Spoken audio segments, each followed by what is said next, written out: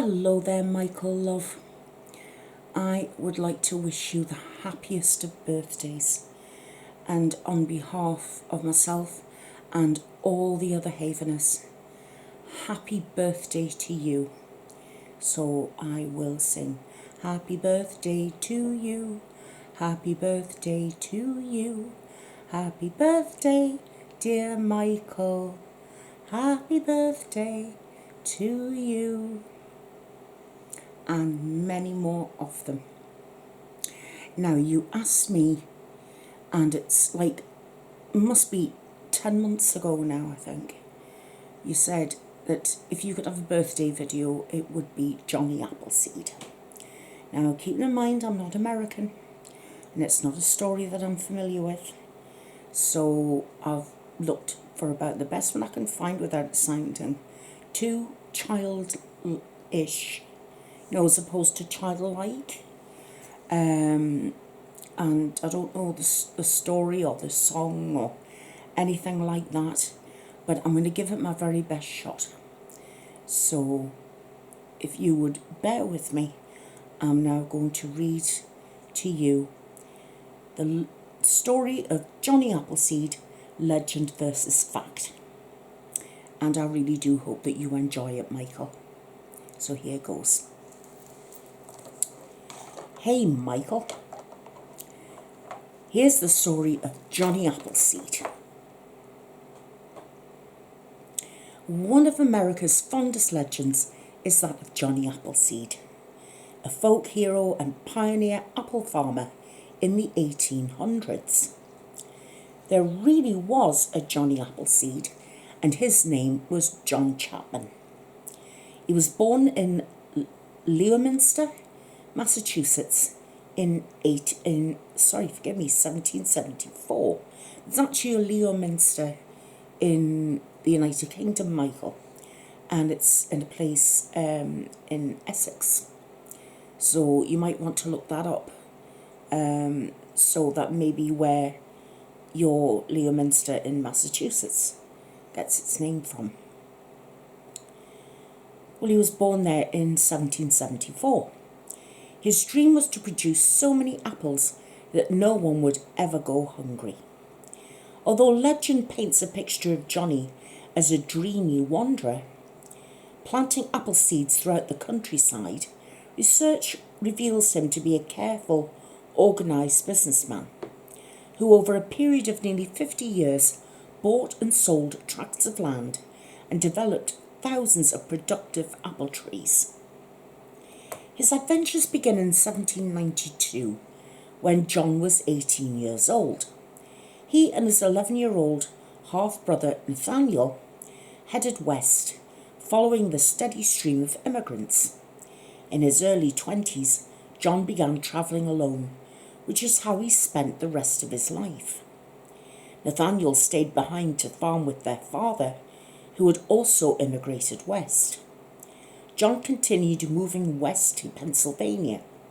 From there he travelled into the Ohio Valley, the countryside there, and then later Indiana. He kept ahead of the settlements and each year planted apple seeds farther west.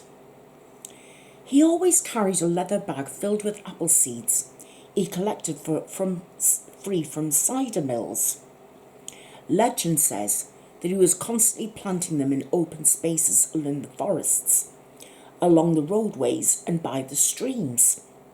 However, research suggests he created numerous nurseries by carefully selecting the perfect planting spot, fencing it in with fallen trees and logs, bushes and vines, sowing the seeds and returning at regular intervals to repair the fence, tend the ground and sell the trees.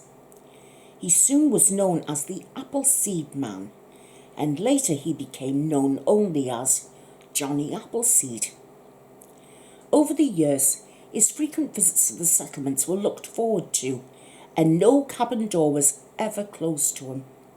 To the men and women, he was a news carrier. To the children, he was a friend. He was also very religious and preached to the people along the way. His favourite book was the Bible. He made friends with many Indian tribes and was known to have learned many Indian languages well enough to converse. He lived on food provided by nature, and he never killed any animals. Though appearing poor, he was not a poor man. He lived on food provided by nature, so he accumulated more cash than he needed by selling his apple trees and tracts of land. He never used banks and relied instead on an elaborate system of burying his money. He preferred to barter and trade food or clothing rather than collect money for his trees. It was more important to a settler plant a tree than pay him for it. Johnny Appleseed is described as a man of medium height, blue eyes, light brown hair, slender and wiry and alert. Folklore also described him as funny looking because of the way he dressed. It is said he traded apple trees for settlers' cast-off clothing. He was known to give the better clothing to people he felt he needed it more than he did. This could be why legend says he only wore coffee sacks with holes cut out for his arms as clothing. He rarely wore shoes, even during the cold of winter. It's said he could walk over the ice and snow barefoot, and that the skin was so thick on his feet that even a rattlesnake couldn't bite through it. Another legend says he wore a mush pot on his head as a hat. This is unlikely, since pots of the time are made out of heavy copper or iron. But it is more likely he wore someone else's cast-off hat, or made his own out of cardboard. He rarely sought shelter in a house, since he preferred to sleep on bare ground in the open forest with his feet to a small fire. In 1842, Johnny made his last trip to Ohio, after spending 50 years walking throughout the countryside. While there, he moved into the home of Nathaniel, the half-brother with whom he began his remarkable journey. On March the 18th, 1845, Johnny died of pneumonia at the age of 71. He was visiting his friend William Worth in Indiana. Legend says it was the only time he was sick in his whole life. He is buried in an unmarked grave near Fort Wayne, Indiana. So there you have the story of Johnny Appleseed.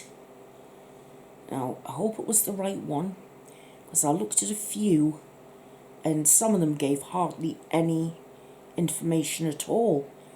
One that I looked at said that he was known for running 24 miles to alert settlers that some Native Americans were coming to attack them. And it was only due to his becoming alert to this that the settlers were able to save lives and prepare themselves for the forthcoming attack. But I was picking up little bits and pieces here and there.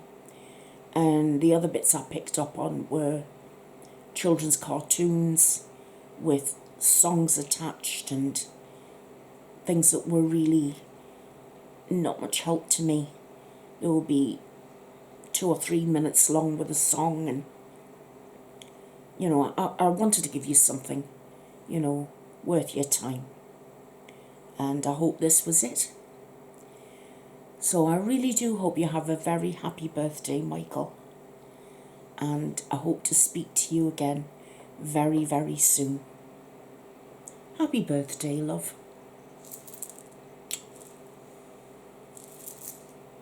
Bye for now.